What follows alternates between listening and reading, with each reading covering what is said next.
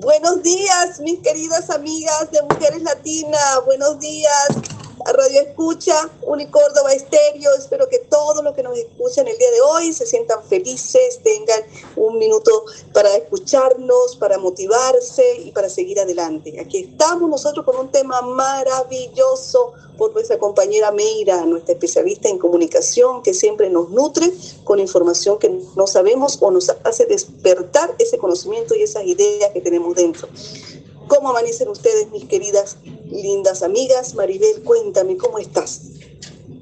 Hola, hola, qué gusto volvernos a encontrar y por supuesto con la mejor disposición para seguir aprendiendo en este grupo maravilloso y ponernos a la disposición de nuestros radioescuchas, compartir lo que amamos, lo que hacemos, lo que nos funciona e incluso nuestras historias a veces de fracasos, pero que nos volvemos a levantar porque tenemos esta decisión y convicción de que estamos vivos, tenemos emociones y por supuesto seguimos aprendiendo. Les saludo desde México, queridos amigos. Laurita, ¿cómo estás?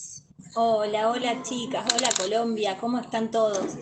Yo feliz una vez más en esta posibilidad enorme que siento que es este espacio con mujeres latinas y la oportunidad de comunicar y de, como decía Maribel, hacer llegar a otras personas lo que uno ha podido aprender, tanto desde los aciertos como desde los errores, ¿no?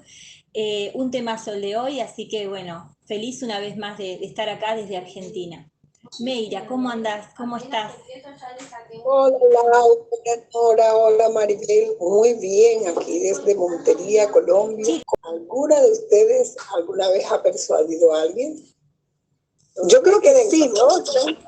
Yo creo que sí, siempre está en nuestro ADN, nuestra forma de ser, siempre como hablamos y como transmitimos, persuadimos, ¿no? Hay personas que con nuestra voz pues se sienten en confianza y se expresan y como no se inspiran. Yo pienso que la persuasión va de una manera positiva. Él suena así como alterada, ¿no? Hay persuadir, pero no, es algo que tenemos que ver positivamente. Así que vamos a aprender hoy con nuestra querida Meira, que nos informe a ver si siempre debe ser positiva la persuasión en la comunicación. En mi caso, de eso se trata mi trabajo, de persuadir, esto es de convencer, ¿verdad? De llevar habilidades, conocimientos, valores, actitudes al campo de formación profesional de los futuros maestros y psicólogos. Entonces, pues esa es mi tarea. Por supuesto, no siempre lo logro, porque también depende mucho de cómo se encuentre el estado de ánimo de pues mi escucha, de mis alumnos, de mis estudiantes, pero pues igual también con los hijos, ¿verdad? Queremos persuadirlos que tomen algunas conductas, algunos hábitos. Gracias. ¿A Lau? ¿Qué dice Lau? Y yo sí, la verdad que como siempre les cuento, como tengo un temperamento así como de enojo fácil, he tenido que, para proponerme no ser una madre agresiva, me tuve que proponer aprender a persuadir.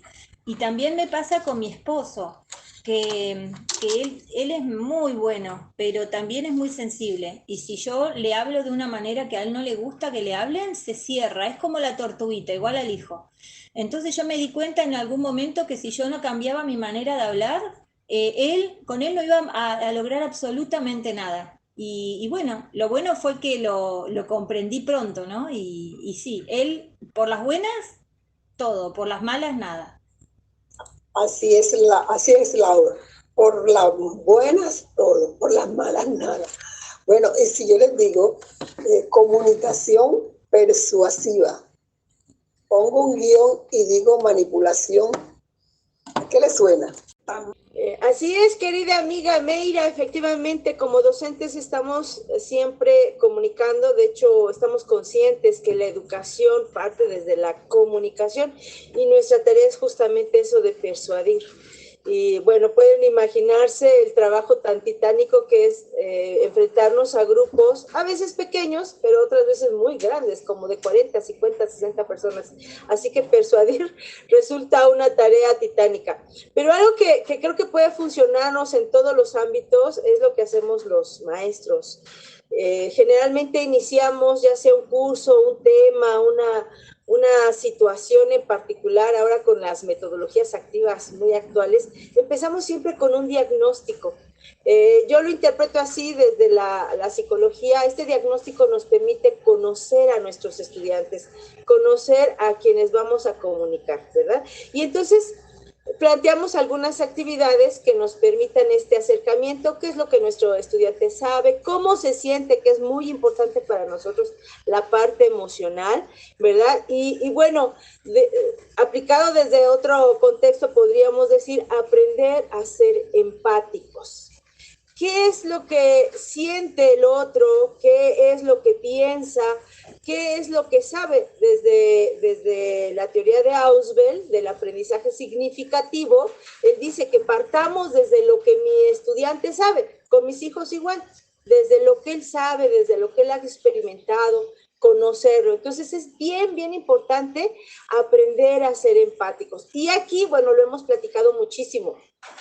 El medio, el recurso es la escucha activa, ¿verdad? Ya habíamos platicado cómo es esto de la escucha activa, que yo me intereso al 100% bien comprometida, de forma sincera, en lo que el otro le interesa, le gusta, le preocupa, ¿no? Por ejemplo, si fuera para ventas, entonces yo veo cuáles son los deseos de mi cliente, cuáles son sus miedos, cuáles son sus problemas, qué es lo que le preocupa, ¿verdad? Conocerlo. Pero bueno, yo lo estoy hablando desde el aula, insisto, también desde la familia. ¿Qué es lo que siente mi hijo?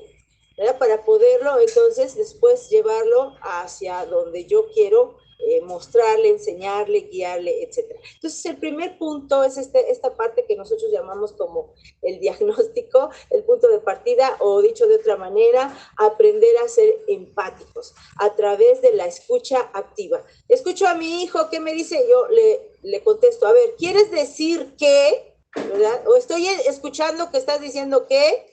Entonces yo lo interpreto, pero se lo devuelvo y él me aclara si es correcto o no.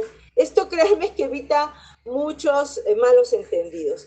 Bueno, otra de las cosas que creo que nos puede funcionar y que me hiciste pensar, mira, con tu comentario, con tu aportación tan importante, es entender la mente humana. Ya decías observar, ¿verdad? Observar. Por eso es bien importante que los papás nos eduquemos también, porque pues la ciencia sigue avanzando, las generaciones van cambiando, hemos hablado de esto, de los hitos generacionales, y van cambiando, y hoy las generaciones son distintas, pues tienen acceso a la información, se conectan por las redes sociales, ¿verdad? Están más vulnerables. Es que sea tan importante que como padres también nos formemos, también nos informemos y nos eduquemos, porque la mente humana es maravillosa, ¿verdad? Y aquí no se trata de que el maestro o el padre o quien esté promoviendo como el vendedor sea el héroe. No se trata de eso. Se trata más bien, la gente busca mentores, alguien que les ayude a lograr su objetivo, alguien que les acompañe. Entonces, es un privilegio como padres, ¿verdad? Y es nuestro deber, porque tampoco es de que si lo decides o no. Nosotros como padres decidimos ser padres, los hijos no, no tomaron esa decisión. Entonces, nuestra responsabilidad, pero también derecho, es estar atentos de nuestros hijos, facilitarles los recursos, el darles la de comer o los medios para divertirse, no es como si quiero o no, es nuestro deber como padres. De ahí que sea tan importante, insisto, educarnos. Y a partir de esto, conocer la mente humana. Tú me llevaste a pensar en los modelos educativos. Tienen un nombre, ¿verdad? Podríamos hablar desde el conductismo, desde el cognitivismo. El conductismo, pues, es la conducta que yo puedo observar en mi hijo, pero el cognitivismo me habla de aquello que está en el interior de su mente y que yo no puedo ver, y que a veces a los padres les causa sorpresa las decisiones de sus hijos, porque no se dieron cuenta qué ideas traía. Y no se dieron cuenta porque no observaron su rostro, no observaron su lenguaje corporal, no observaron, no escucharon, ¿verdad? A través de lo que mencionábamos, una escucha activa. Entonces no se trata de hablar de uno mismo, sino de lo que al otro le interesa. Desde que son bebés, ¿no? Imagínense a un niño que a los 2, 3 años está aprendiendo a gestionar sus emociones y un recurso es el berrinche. Y la mamá que no sabe cómo manejar esto, quiere dialogar en ese momento, quiere persuadirlo a que no lo haga, pues no tiene las herramientas para enseñarle y a veces lo que hace la mamá es que refuerza esa conducta porque no sabe que está pasando por un proceso de desarrollo de su intelecto. Entonces, bueno, no se trata de uno mismo, sino de conocer al otro, de conocer cómo va sus ideas, su pensamiento. Algo que también funciona mucho, al menos en pedagogía, es pintarles un futuro posible. Y a través de la comunicación, a través del lenguaje, ya lo decía Meira, ¿no? Construimos realidades distintas. Nuestros alumnos salen de un contexto difícil, vienen de situaciones que no se habían vivido, como es la pandemia, pero también con estos recursos, insisto, de la tecnología, de las TICs, ¿verdad? Que es muy diferente a las generaciones anteriores. Entonces, para ellos es un futuro incierto. No saben a dónde van a llegar, no está determinado. Como antes sabíamos que si estudiamos una carrera, pues aseguramos nuestro futuro. Hoy ya no es posible, ya no es factible. El futuro es incierto. Sin embargo, cuando les pintamos un futuro posible a través del lenguaje, si tú te disciplinas en esto, vas a lograr aquello, o mi materia, que aparentemente no tiene aplicación, yo les planteo, mire, puedes hacer con esta materia esto. Bueno, ellos se comprometen, ¿verdad? Y asumen el rol principal en su formación. Y algo más que me parece muy importante es cuando somos recíprocos, ¿no? Yo te doy, y entonces el otro también se compromete. Eso es algo que al menos a mí me gustaría dejar siempre en la mente de mis, que me recuerden así, y lo veo en los mensajitos que me ponen, ¿verdad? Que ellos sepan que son realmente importantes para mí. Lo mismo mis hijos son muy importantes para mí, aunque no repliquen lo que yo pienso, lo que yo siento, incluso mi fe, aunque no lo repliquen, sino que ellos busquen, experimenten, ¿verdad? Pero que sepan que siempre pueden acudir a mamá cuando se equivocan, cuando salen heridos, cuando experimentaron las cosas no les salieron bien, que sepan que aquí está mi pecho para sostenerlo, ¿no? Porque qué difícil cuando eres adolescente, eres joven o eres un niño y que dices, mejor no le digo a mamá porque me va a regañar o me va a poner una nalgada o me va a castigar, ¿no? Qué difícil porque entonces acudes a otros que no te van a respaldar. Entonces es para nosotros un privilegio ser padres, y todo padre, toda madre es una maestra, ¿no? Y bueno, y muchas cosas más, pero sí es importante que cuidemos esta parte del lenguaje, lo que le decimos a nuestros pequeños, ¿verdad? Hoy en la mañana le decía a mi pequeña, repite conmigo, soy fuerte, soy grande, soy inteligente, soy importante, y mami te quiere mucho. y luego le dije, y le voy a dar un beso a mi mami, y ella decía, no le voy a dar un beso, le voy a dar un abrazo. Ok. Les digo, no es que repliquen lo que uno quisiera que se hicieran, sino que darles esta oportunidad, inclusive de equivocarse, y que a través de nuestro lenguaje, de nuestra escucha, les podamos crear una realidad posible, mejor, pues de lo que el mundo ya está tan complicado. Bueno, de ahí pues que sea tan importante buscar estas mentorías, este acompañamiento, ¿verdad?, que podemos ofrecer. Pues les quiero mucho y les deseo todo el éxito del mundo para aprender a persuadir. Y también, que quizás sea otro tema, aprender a disuadir. Cuando ya se encuentran en malos pasos o cuando van agarrando malos hábitos o malas compañías, es importante también maravillosa información, muy bien. Y aquí tenemos a nuestra amiga Mimi. Mimi, que nos refuerza con lo que dijo Maribel. Hola chicas, ¿qué tal? Muy buena mañana. Bueno, muy interesante, ¿no? La participación de ustedes, amigas Meira, Laura, Maribel, Norita. Bueno, escuché una parte sobre lo que se refería a la comunicación persuasiva. Es muy buena para tomar en cuenta.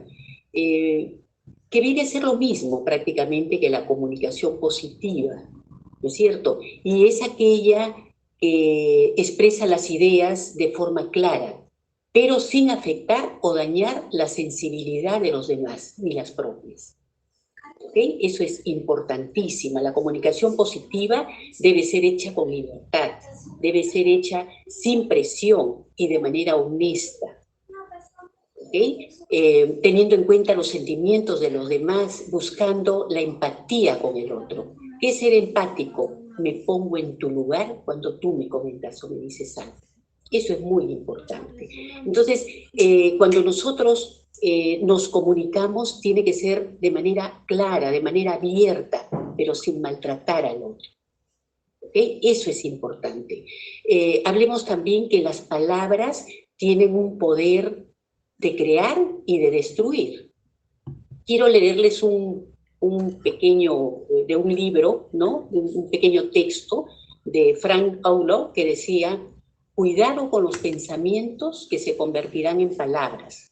Cuidado con las palabras, se convierten en acciones. Cuidado con las acciones, se convierten en hábitos. Cuidado con los hábitos, se convierten en carácter. Cuidado con el carácter, se convierte en destino. Entonces, las palabras tienen un poder increíble, increíble. Es importante tomar en cuenta que cuando le hablamos a nuestros niños, tiene que ser de una manera abierta, pero que no los hiera, que no los maltrate, ¿no? Como para que ellos pues también se sientan bien. Hay palabras que definitivamente no debemos tomarlas en cuenta, pero que a veces las heredamos, ¿no? Las venimos repitiendo y no tomamos realmente sentido a las palabras. Ahora, también es importante el saber qué es la comunicación negativa, para hacer una diferencia de lo positivo y lo negativo, ¿no? Porque la comunicación negativa no solamente es la comunicación agresiva, sino que también es esa comunicación poco clara, que trata de ocultar un suceso de una forma u otra o menospreciar el resto de opiniones, ¿no? Entonces, algunas personas se dan cuenta claramente cuando esa comunicación no es clara, no es abierta, no es empática, ¿no? Hay que tener mucho cuidado porque también de eso depende pues el interrelacionar, el llevarnos bien desde la casa, afuera, en fin, con todos. ¿Ok? Chicas, me ha dado mucho gusto verlas. Espero que... Sí, hola. Hola, te escuchamos Ya, bien. me escuchan. Qué buen aprendizaje contigo, Ok. como siempre. Nos deja una gran enseñanza. Sí, señor, cuando hablas de la comunicación interpersonal, importante, de no lastimar a los demás. Yo pienso que la comunicación también va cuando nos persuadimos nosotros mismos, ¿no? Cuando decimos, oye, cuando nos hablamos nosotros mismos en nuestro interior y nos damos valor, ahí nos estamos persuadiendo a nosotros mismos, estamos diciendo, no, esto va a pasar, nada es eterno, soy inteligente, soy bonita, me miro al espejo y veo todas mis virtudes, lo que me gusta. Cuando estamos desanimados, nosotros mismos nos damos ánimos y es una manera de comunicarnos intrapersonalmente y es persuadirnos para nosotros conseguir lo que queremos. Y antes de pasar a Laurita, no sé si da tiempo de contarles algo que me pasó hace muchos años. Yo era muy jovencita, era mi primera entrevista de trabajo, no había internet, no había nada, y me citan a una entrevista de trabajo y resulta que me consigo que es un examen prácticamente la entrevista de trabajo. Era mi primera entrevista. Y resulta que cuando yo llego, esa entrevista fue de 3 horas. Cuando yo llego, me estaban preguntando desde el primer semestre, todas las materias hasta el último. Y la mayoría yo no la sabía, se me había olvidado todo. No había internet, nada, tenía que revisar libros y yo me fui pensando que era una entrevista que te preguntaban cómo te sientes, cuántos años tienes, estás dispuesta a cambiarte de ciudad. No, era realmente un examen académico lo que me estaban haciendo 3 personas, 3 gerentes. Y realmente de una vez hablé conmigo misma, me cambié el switch y dije, oye, intrapersonalmente me dije, oye, qué lástima esta oportunidad, porque me parecieron personas muy serias, una empresa muy seria, era una transnacional. Y entonces yo dije, no puedo perder esta oportunidad de aprender. Voy a aprender de estas 3 personas porque me estoy dando cuenta que, oye, se me olvidó todo, que en la universidad tengo que repasar. Y entonces yo automáticamente, al decirme eso, intrapersonalmente, yo cambié. Y dije, no voy a perder la oportunidad. Y yo empecé a preguntarles a ellos como para llevarme más conocimientos. Como los vi como si fueran mis profesores y dije, voy a aprovecharlos, ¿no? Y entonces empecé a preguntar de una manera. Y cuando yo ya me doy cuenta que ya van pasando más de 2 horas, resulta que la entrevista había cambiado. Yo era la que los estaba entrevistando a ellos y ellos me estaban respondiendo. Yo era una niña escasamente de 22, 23 años que no tenía ni idea de lo que único que quería era trabajar. Pero en ese momento me cambié y dije, oye, ya este trabajo no es para mí, pero me voy a llevar el mayor conocimiento. Y esa comunicación intrapersonal que tuve conmigo misma, resulta que fue muy amena. Aproveché todo lo que esas personas sabían, me nutrí y a los 15 días me estaban llamando porque el trabajo era mío. Y yo dije, no puede ser, eso fue un aprendizaje tan grande, nunca lo voy a olvidar, porque dije, no puede ser, si no era, yo juraba que no, que más bien yo quería era nutrirme de ellos. Bueno, yo creo que la forma, la motivación, mi comunicación verbal, también me vieron mucho interés en aprender.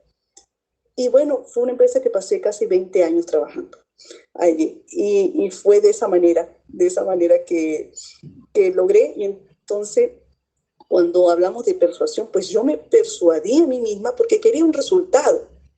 Tal vez iba uno y no lo vi y dije, no, pues me voy a llevar otro resultado. Y siempre es eso, ¿no? Tratar de que uno convenza. Y pues yo creo que es una habilidad que siempre me ha acompañado en mi vida, porque lo he aplicado para mis hijos, cuando me llegan con un tema y no me entienden, yo digo, pero bueno, vamos a imaginarlo como si pasara. Entonces nos ponemos así rol y entonces automáticamente ellos van entendiendo y entonces es una forma de persuadir positivamente. Y también en el trabajo, otra anécdota rapidito, es que un día llegué y los muchachos estaban muy entusiasmados, habían montado un ensayo experimental donde hay recursos, donde hay organismos vivos que hay que tener mucho cuidado. Y cuando yo veo eso era algo que no estaba bien, algo que no está bien. Entonces, como dice Mimi, oye, no ofenderlos, no lastimarlos, no cortarle las alas, no decirle, oye, no puedes hacer esto, es una barbaridad. Y yo, oye, no, yo sabía que estaba tan errado lo que estaban haciendo que por un momento uno respira, piensa, cambia el chip y dice, magnífico, buenísimo. Vamos a hacer 2 experimentos más para tener la opción A, la opción B y la opción C. Entonces, cuando hicimos la B y la C, todo dice, pero es que no nos va a resultar la A. Y yo sabía que no le iba a resultar la A. No importa, vamos a seguirlo, vamos a seguirlo. Entonces, era una manera de que ellos se daban cuenta de cómo lo estaban haciendo sin lastimar. Miles de cosas cuando asesoro una empresa que veo barbaridades, que nadie está dispuesto a que otra persona de afuera llegue con ideas, llegue con cambios, llegue a decirle a la otra persona lo que tiene que hacer de algo que está acostumbrada a hacer.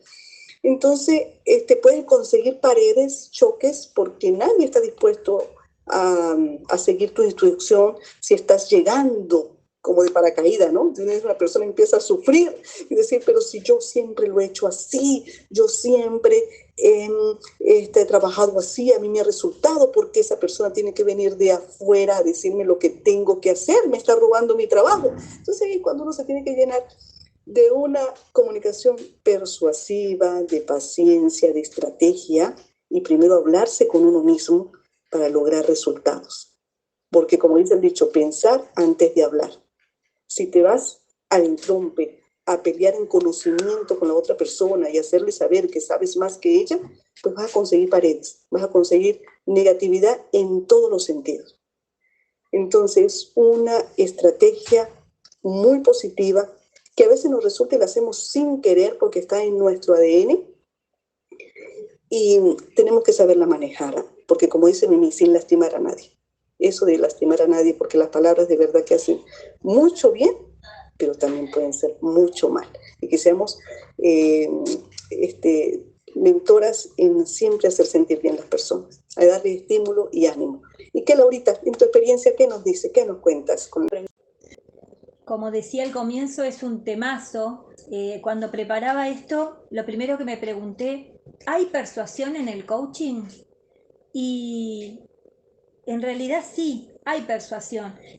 Aunque el coaching se trata del arte de hacer preguntas, en el coaching las preguntas no van hacia la nada, no es una reflexión vacía o sin dirección o sin sentido, sino que cuando nos preparamos en la carrera, en la formación, hay algo a lo que llamamos las 20L. Son 20 lecciones que contienen toda la ideología y filosofía del coaching. Y es prácticamente la propuesta de la disciplina. Cuando estamos en una sesión de coaching y nos encontramos, por ejemplo, con una persona que vive en la culpa y que la culpa la detiene, que la culpa la angustia, que la culpa la hace dudar y por supuesto le hace sufrir, desde la ideología del coaching yo aprendo que las culpas son el sentimiento doloroso e incómodo que nos ocasiona el actuar en contra de las normas aprendidas, ya sea en la infancia o en la sociedad, en algún momento. Entonces, ¿qué es lo que yo le pregunto a mi cliente? ¿Qué norma estás transgrediendo? ¿Quién te enseñó esa norma? ¿Cuándo te la enseñaron? ¿Qué opinás acerca de esa norma? ¿Tiene sentido hoy para vos? ¿Qué te gustaría hacer con esta norma? ¿La sostenés o elegís cambiarla? Entonces la persona puede empoderarse, esta palabra tan querida en este tiempo, ¿no? Puede empoderarse de esas normas, puede elegir esas normas y puede deshacerse de algunas normas que no juegan un papel a favor en su vida. Y entonces así se pueden empezar a gestionar culpas. Y así con todo, así con otras ideologías del coaching, ¿no? Entonces, ¿por qué digo que hay persuasión en el coaching? Porque las preguntas, de alguna manera, acompañan a la persona hacia donde la ideología del coaching considera que la puede acompañar. Decimos acompañar y no enseñar o ayudar porque siempre se respeta mucho la decisión y la necesidad del cliente.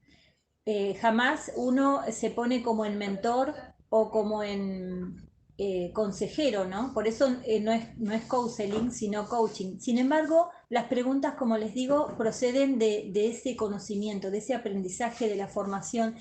Y de esa manera, por medio de preguntas muchas veces persuasivas, podemos acompañar a las personas a descubrir lo que necesitan en sus vidas y brindarles lo que estamos preparados para brindarles. También quiero comentarles algo que me pasó al preparar este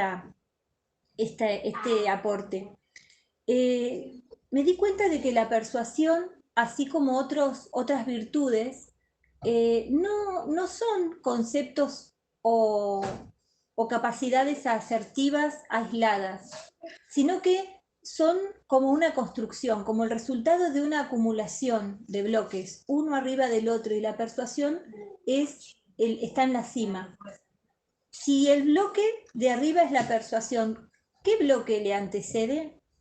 A mi juicio, el poder sentir respeto hacia la persona, el respeto hacia ese otro, el validarlo como tal, respeto a sus libertades individuales. Y debajo de ese bloque puede ser que yo disfrute de mi propia libertad de ser, y entonces eso me lleva a respetar la libertad de ser en el otro. Y debajo, ¿qué puede haber? El validarme a mí.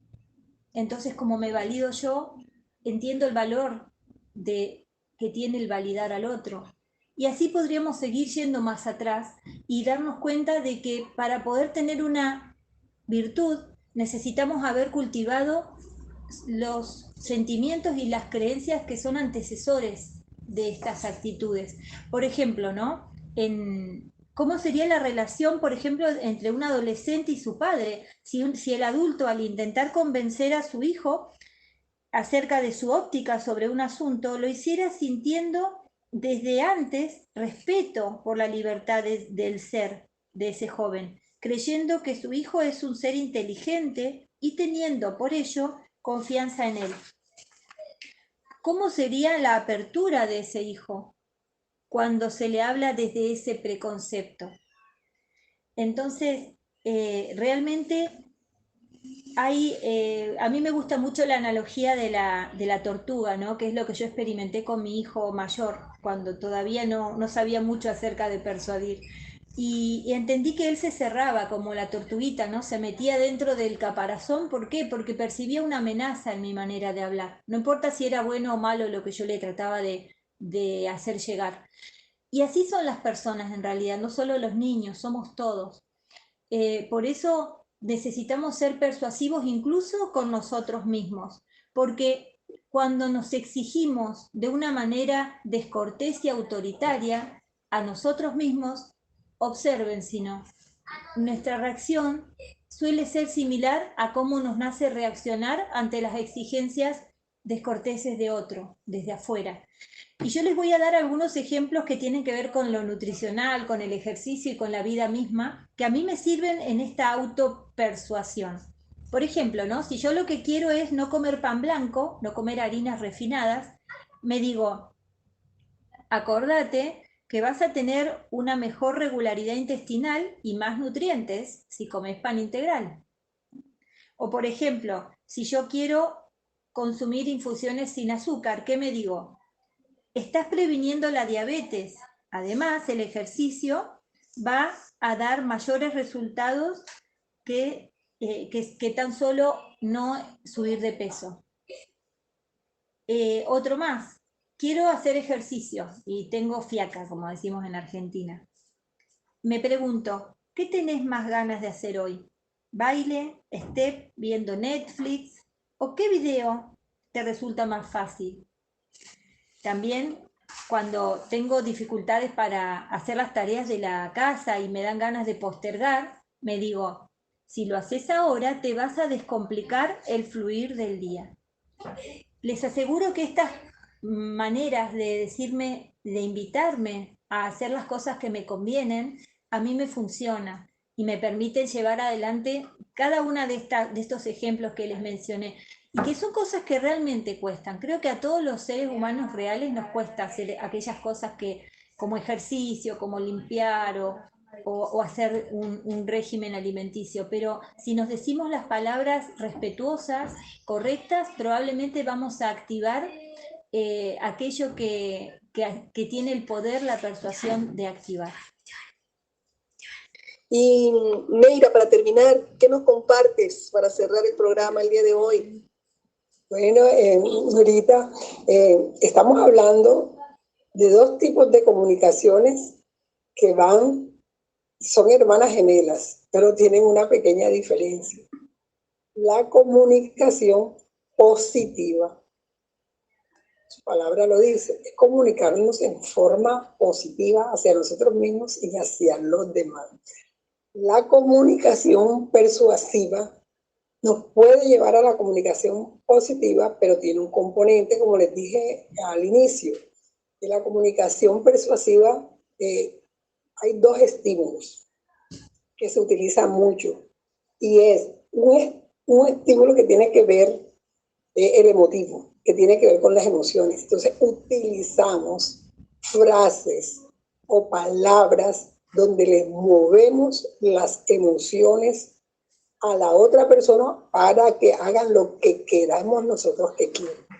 Eso es una forma de persuadir. O sea, yo te digo esto, te muevo, pero tiene que mover fuerte las emociones a la persona, generarle rabia, risa, alegría, pero no es con el fin positivo de que la persona entre en un estado emocional positivo, sino esa emoción que movemos, repito, es para que hagan lo que nosotros queremos que hagan. Es diferente ya de utilizar un lenguaje positivo para que la persona sepa que hay una forma mejor de comunicarse ella misma. También hay otro estímulo que se utiliza en la comunicación persuasiva y es el argumentativo. Ese sí nos puede llevar a una comunicación positiva. Yo te digo, haz esta cosa, pero te voy a argumentar por qué puedes hacerlo, con argumentos que nos lleven a que la realices bien.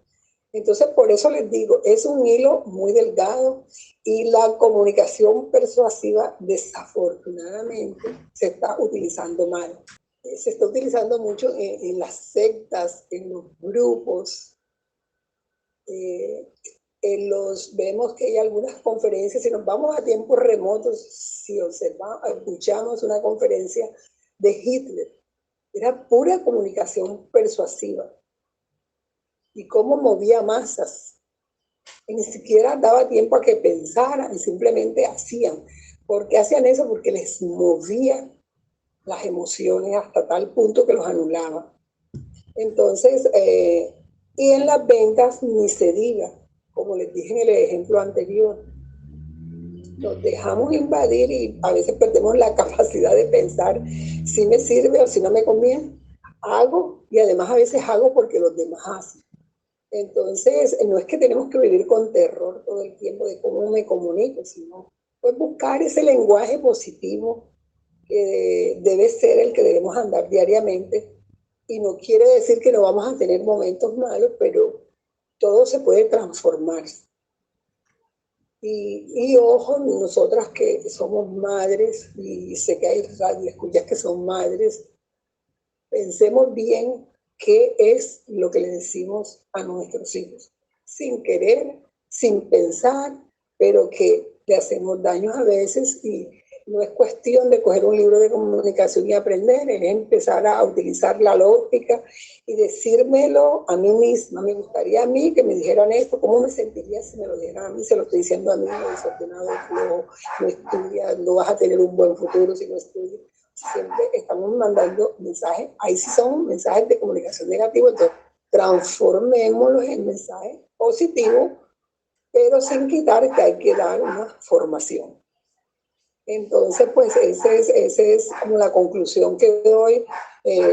Ojo con la comunicación persuasiva, es buena, tiene sus momentos buenos, pero no la utilicemos siempre si llevamos la intención de hacer cambiar a una persona de algo que nosotros queremos, porque es posible que la persona de pronto sí quiera, pero hay que ser cuidadosos. Sí recomiendo el lenguaje, la comunicación positiva. Estar en positivo no quiere decir sí a todo. También se puede decir un no en forma positiva.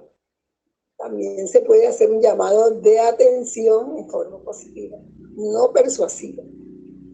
Porque si a nivel laboral vivimos persuadiendo a las personas, no van a ser personas de todo honestas porque estamos haciéndolas creer que están haciendo lo que quieren y están realmente haciendo lo que nosotros queremos.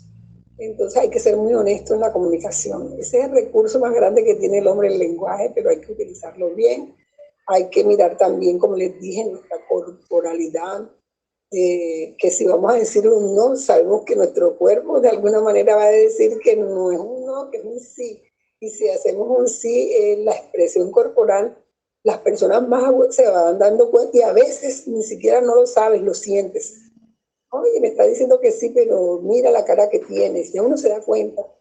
Entonces hay que ser muy, muy cuidadosos, y sobre todo con los niños.